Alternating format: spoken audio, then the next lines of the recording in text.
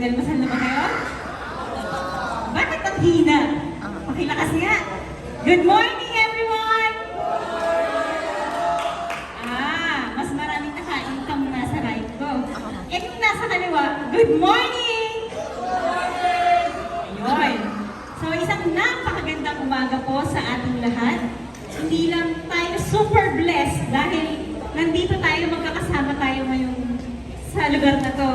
This is what God gave us to be the place, the venue to spread kindness, love, and generosity, and compassion. At pagkakaisa-isahan natin itong lahat. Dahil sobrang blessed. You know what I really feel right now? I feel really blessed na hindi ko na-expect na I just attended a wedding last night sa SM North, Skydo.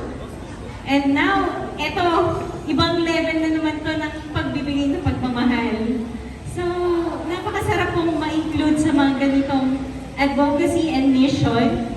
Through my queens, maraming salamat sa aking sister queen na si Madam Michi, and sa lahat po sa inyong lahat.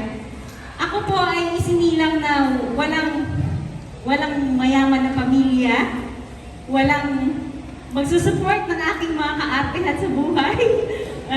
Pero naniniwala ako, kagaya ng aking advocacy, nung ako ay lumaban ng queen sa Lumiere International Pageantry, na ang aking advokasya ay isulong ang importansya ng edukasyon. Dahil naniniwala ba kayo na sa pagkakaroon ng magandang edukasyon o sapat na edukasyon, kaya niyong bilhin lahat ng gusto niyo balang araw? Kaya niyong maabot kahit na, bundok, langit, stars, moon, sun, kaya niyo yun, di ba? Basta kailangan lang may perseverance at saka matuto tayong kumapit sa Panginoon.